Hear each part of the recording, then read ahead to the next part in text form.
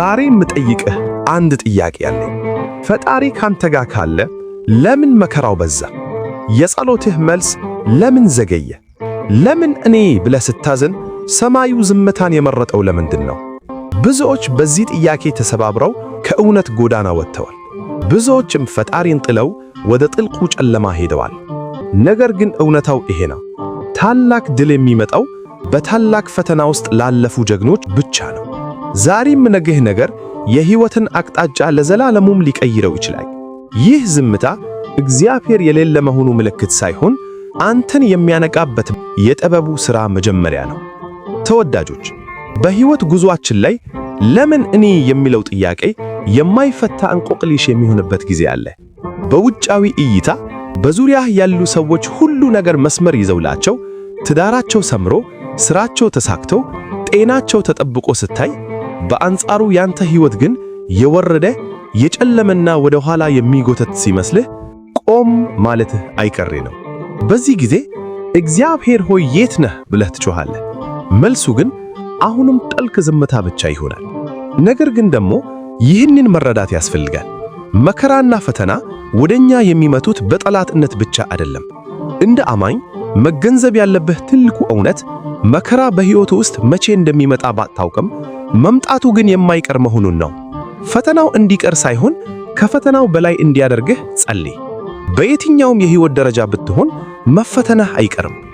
አስተውለ ከሆነ የሸቀጦች ዋጋ ሁሌም ቢሆን ሰው ሳይለይ እንደጨመረ ነው።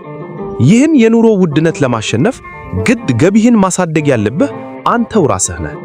እንዲሁም ፈተናውን ለማሸነፍ ፈተናውን አጥፋልኝ ሳይሆን ፈተናውን የምታሸንፍበትን ጡንቻ ነው ማፈርጠም ያለብህ። ቅዱስ ጴጥሮስ በመልእክቱ እንደ እንግዳ ነገር አትገረሙ ይላል። ለምን? ምክንያቱም ክርስቲያን መሆን ማለት ከመከራ ነፃ መሆን ሳይሆን በሚያልፍ መከራ ውስጥ ሆኖ የማያልፍ አምላክን መያዝ ማለት ስለሆነ ነው። ወርቅ በእሳት ውስጥ የሚያልፈው ቀልጦ እንዲጠፋ ሳይሆን አላስፈላጊው እድፍ ተወግዶ እንዲያንጸባርቅ ነው። አንተም ዛሬ ያለህበት ፈተና ለምን እኔ ያሰኘህ እግዚአብሔር በውስጥህ ያለውን ንጹሕ ወርቅ ለማውጣት ስለፈለገ ነው። ፈተና የባህሪ ማረሚያ ትምህርት ቤት ነው። በትዕግሥት ውስጥ ካላለፍክ እንዴት ባለሜት ትሆናለህ? በመከራ ካልተፈተንክ እንዴት የሌላውን ሕመም ትረዳለህ? ዛሬ የሚቆርጥህ መሳሪያ ነገ ሌላውን የምትተግነበት ጥበብ ይሆንልሃል። ብዙዎቻችን እግዚአብሔር ሲናገረን ብቻ ከኛ ጋር ያለ ይመስለናል። በዝምታ ሲሰራ ግን አናስተውለውም። አንድ ቀዶ ጥገና ሐኪም ታካሚውን ኦፕሬሽን በሚያደርግበት ሰዓት ሐኪሙ ዝም ይላል።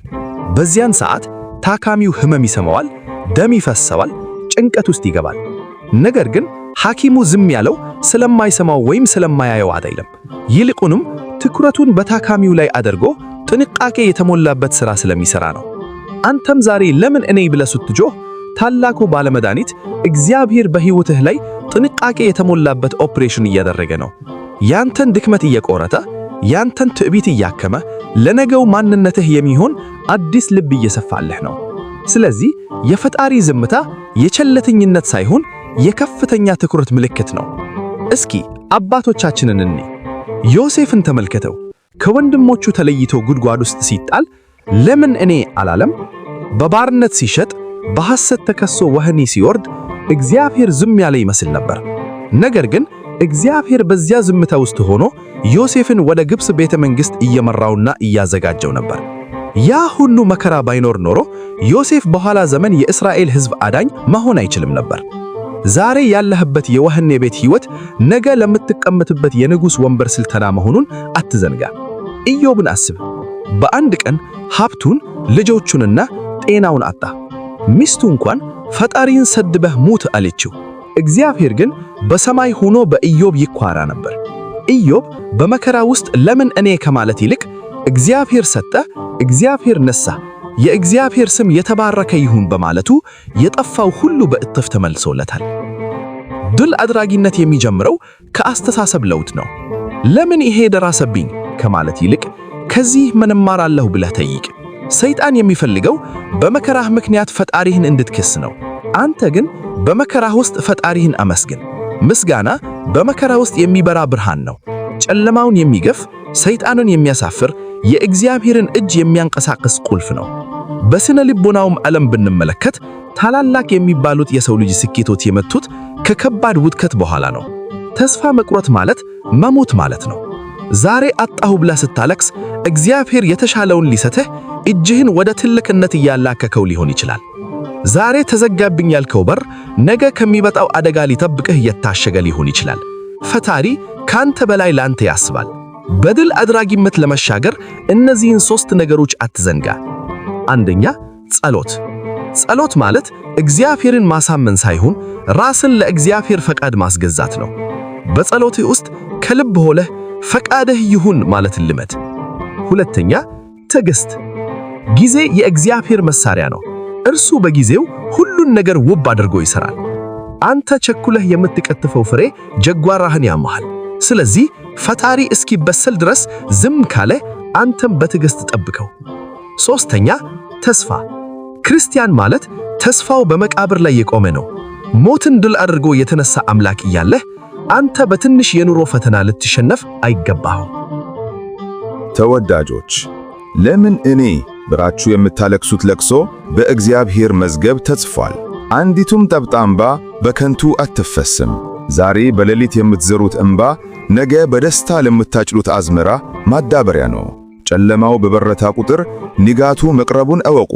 የቤተ ክርስቲያን አባቶች እንደሚሉት ከቀኑ መከራ የሌሊቱ ምስጋና ይበልጣል።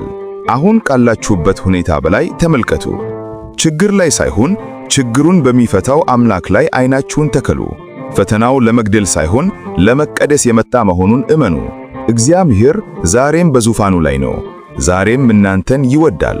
ዛሬም ለእናንተ የሚያስደንቅ ዕቅድ አለው። ይህ መልእክት የደረሳችሁ ሁሉ በማናቸውም ነገር ቢሆን ተስፋ አትቁረጡ። መከራው ያልፋል፣ ስሙ ግን ይቆያል። ታሪካችሁ ገና አላለቀም። እግዚአብሔር ገና ታላቅ ምዕራፍን ሊጽፍላችሁ ብዕሩን ይዟል። ይህን ሁሉ ነገር በድል እንደምትሻገሩትም ምንም ጥርጥር የለኝም። እግዚአብሔር በእምነት ያጽናናችሁ፣ በቸርነቱ ይጎብኛችሁ፣ ኢትዮጵያንና ሕዝቦቿን ይባርክ። ምስጋና ይሁን አንድ አምላክ ለሚሆን ለአብ ለወልድ ለመንፈስ ቅዱስ ዛሬም ዘወትርም ለዘላለሙ አሜን።